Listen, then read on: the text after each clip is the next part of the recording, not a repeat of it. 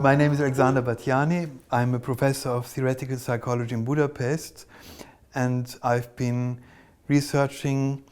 I do come from the field of philosophy of mind, of psychology, and for the past 15 or maybe even more, 18 years, we've been also studying and looking at death-related phenomena, such as the near-death experience and certain lucid episodes. I was fairly young and always an avid reader, and one day I found in a second-hand bookstore a book by a not too known German theologian, Johann Christian Hampe, with the title Sterben ist doch ganz anderes. Dying is utterly different. And I think that I read even before Moody. It's a very nice book. It's very laid back, very cautious, very non-American, if you want, in contrast to what then became of the movement. And once I read this, I knew this is a field I will likely remain in. And even during my studies, when I did utterly different things, psychotherapy and so on, I knew I would return to this. So maybe I was 18 or 19 when I first encountered the near-death experience.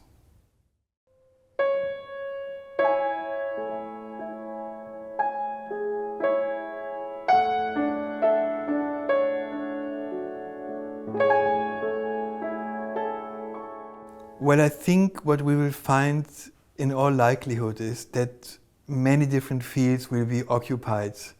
In other words, if we look at the brain, we will also need physics. If we look at physics, we'll also need information.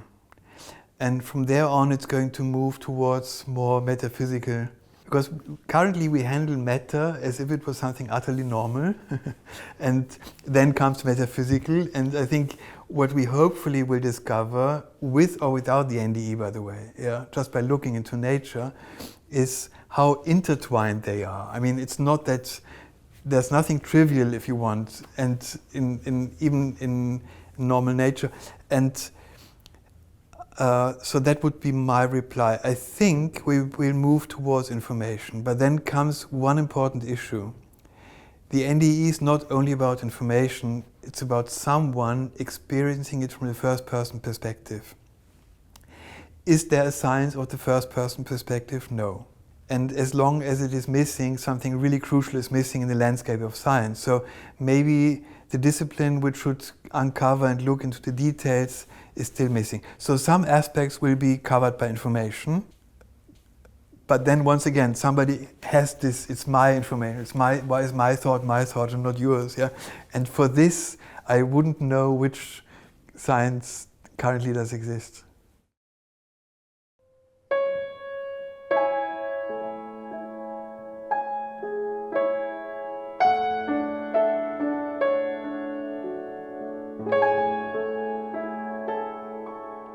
There are two ways. Either normal neuroscience will clearly come to its limits when it comes to consciousness. I don't think when it comes to cognition, I think it's an easy game. But when it really comes to consciousness, the so-called hard problem, and I think it's for good reason called the hard problem.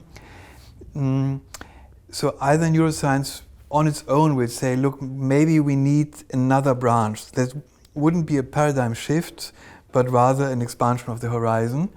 By including, I mean, we study humans. Humans study humans. First persons study first persons. And somehow everything is in the textbook but the first person. So it's, in a way, it's nothing outrageous to say, look, why don't we squeeze it into the textbook at some time, yeah?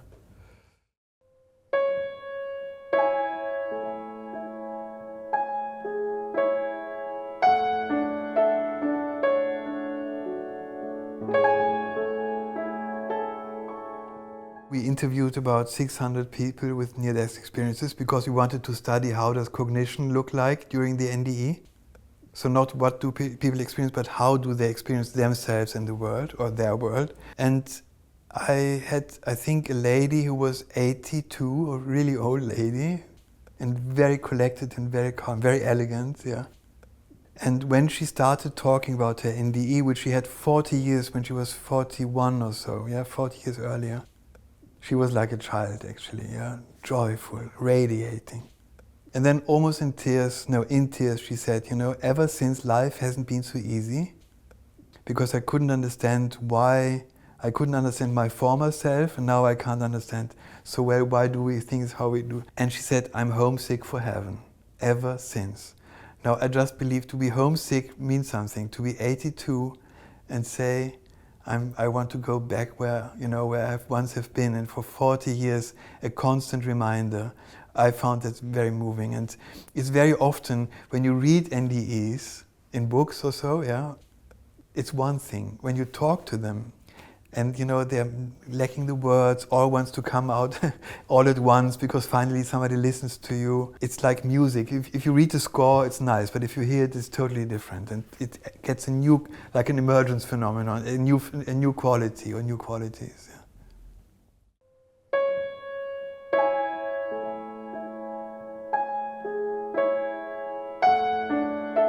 I think, astonishingly enough, yes. And to a very strong degree. Why? Because, some people come back from their NDE and they're really wise, they come with some really wise aphorisms if you want, but this is unique, from person to person it's different. There's one common topic which I believe has a strong message for us, even those who didn't have an NDE, namely the life review. People do remember. And they remember almost everything. And I do know from cases where they checked in the photo album, so they remembered that the teacher had red socks on one day, which is in principle not important, and yet maybe it is important that somebody had the attention to look at this, And this attention somehow is preserved. And I think it's very telling that evolution or the spiritual world, whatever it is, or whatever is the driver of it, doesn't say, let's forget it's not important. No, at the very last moments, it is so important that even the small details are remembered. Number one. Number two, there is this phenomenon which we term empathic memory. In other words, people not only remember what they did or did not do and should have done, but how it affects other people. So for the first time, perhaps, they have an idea on the ripple effects of my words or words which I should have said and didn't say. And this again tells me it matters. It's not like that the NDE tells us there's a beautiful light afterwards, so why bother one more day on this world? It says it is important what you experience here. There are no shortcuts. The shortcut would be, if eternity is so beautiful, why hang around for much longer, But it seems to be very different. We take a lot with us. And the NDEs, almost all of them, tell us this, Nothing was too unimportant. The idea of unimportance disappears, evaporates in the NDE, because people remember so much.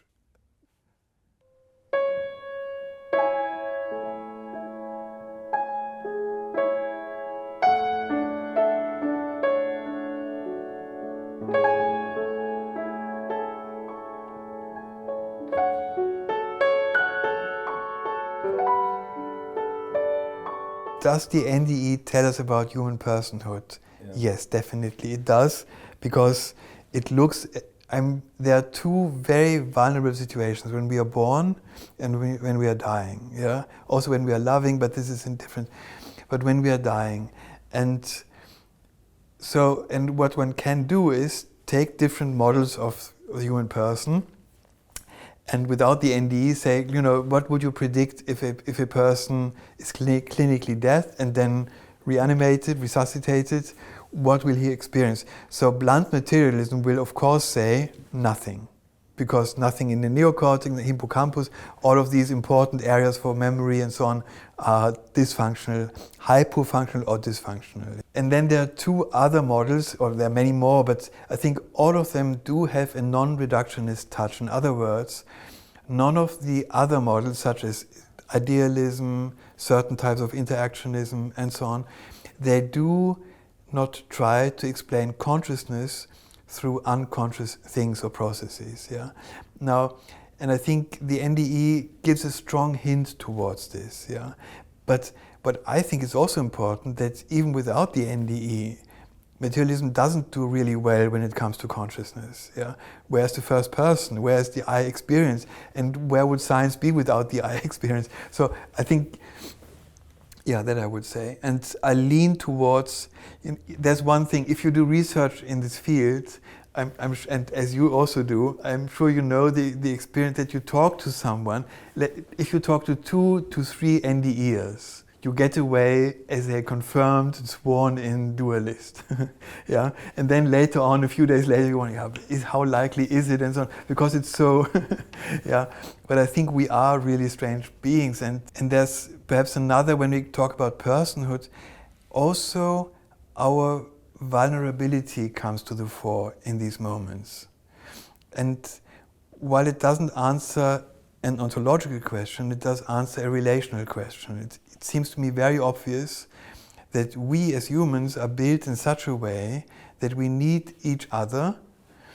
And during the NDE, this also seems to be a recurring topic. It's not about the self alone.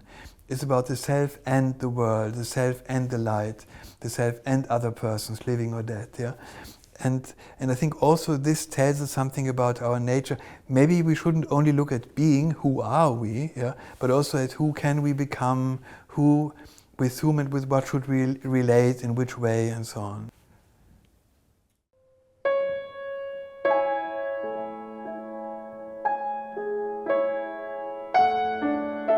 So for the past 16 years or so, a bit more, studies have been ongoing on a related phenomenon. Or let's put it like this: the NDE impresses us not only, but also because we have lack of oxygen in the brain in most of these cases, with cardiac arrest, for example, and yet clear cognitive function, very complex cognitive function, but only from the first-person perspective. One person experiences this. There's a related phenomenon, terminal lucidity, in which we observe something similar in a different context, namely people who suffer from severe brain damage, certified in imaging. We see such as in dementias or brain tumors or strokes, who haven't been able to connect to the world, to their own memories, biography, and so on, for a long time, sometimes for years. Yeah? And yet, on the very last day of their lives, they suddenly, and we don't know why and we don't know how, regain access and are back again. Back again is what most relatives would tell us this. He or she was back again. Yeah?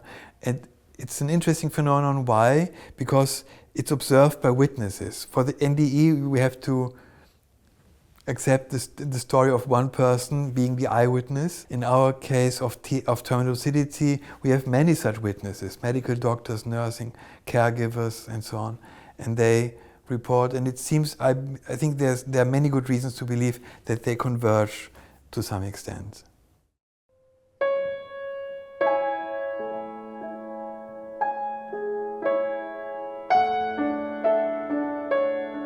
Terminal lucidity, which is a sibling maybe to the NDE, a related topic, which refers to the unexpected return of cognitive function in people who are severely demented and impaired. I observed this with my own grandmother, and that to me was the starting point of yet another journey within this field, so to speak. Yeah? This really got me going. I think much of it is very subtle, maybe more subtle than the popular books on this seem to suggest. Yeah? If you talk to an NDE, he or she is a very normal, it's not that you see a saint or an angel, a very normal person also enjoying a beer and a hamburger, and yet within this very profane things are talked about, such as the homesickness for heaven, which are just mind-blowingly beautiful. Yeah, but there's not one wow. There are many such wows.